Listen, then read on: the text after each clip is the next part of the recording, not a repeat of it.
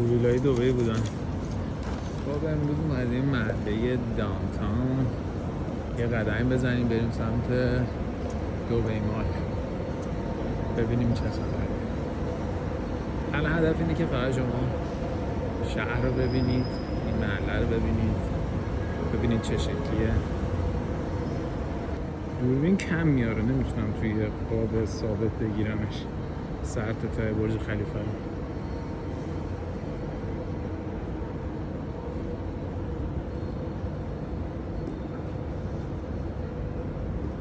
امروز فکر کنم 19-20 مرداد 1440. هوا یه خورده نسبت به 10 روز پیش بهتر شد. 10 روز پیش واقعا جهنم بود. دانتان پر از این برجای بلند این شکلی.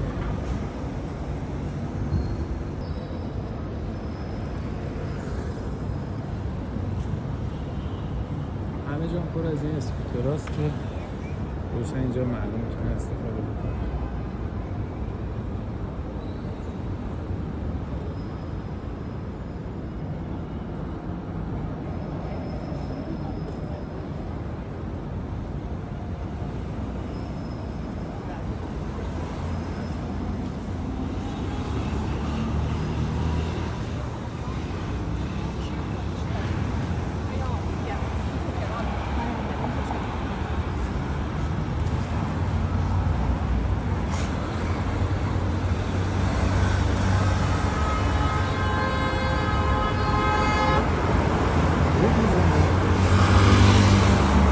خدمات شهریشونن که دارن برای تامین نگهداری اینا رو انجام میدن.